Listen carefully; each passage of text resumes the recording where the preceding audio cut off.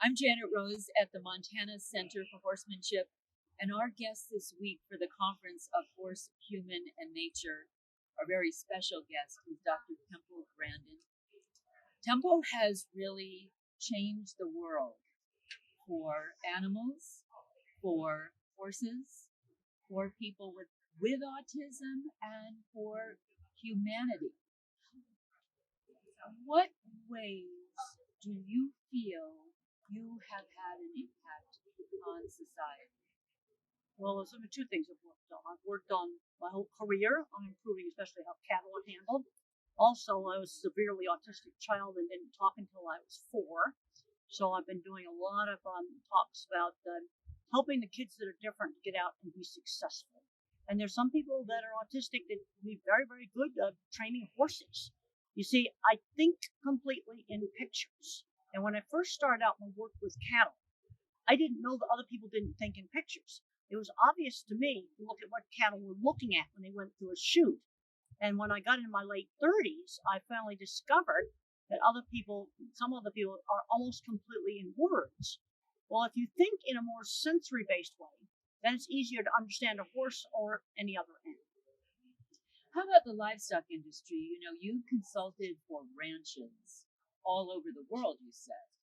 And what ways do you think you've been able to change the way ranches operate and the way they deal with livestock? One of the big issues today is what is humane livestock handling. So how have you changed the ranching and the ag industry? Well, I was one of the first people to speak out about rough handling and things like that. And one of the mistakes I made when I first started in the 70s is I thought you could build a cattle handling facility that almost self-managed. No way. You have got to change the attitude towards the cattle. The first step is getting rid of the rough handling, the yelling and screaming, and get the electric potters out of your hand. Then you can really learn a lot of good ways to move cattle. And yesterday we went out to a ranch, and they were doing a beautiful job of handling. There's many things you can learn, but the first thing you have to do is calm down, because instant horses and cattle get really fearful and excited. It takes them 20 minutes to calm down. And so changing attitudes, that's one of the first things. I've also done a lot of work with the meat industry on improving handling.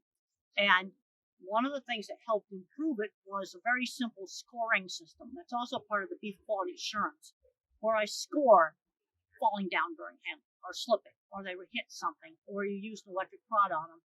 And if I measure those things, then I can tell, am I getting better or am I getting worse? And what this does is prevent really bad handling.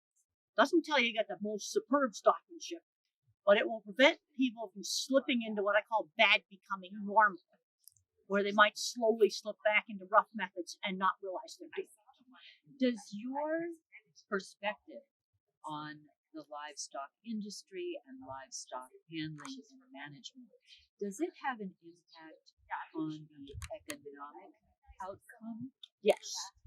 One of the first pieces of research I did when I became a professor at Colorado State back in 1990 was I showed that cattle that get highly agitated and jump all around in the squeeze chute gained less weight. That was radical stuff 25 years ago. Now that's been replicated. There are genetic components to that, but there also is experience and how the animals are handled.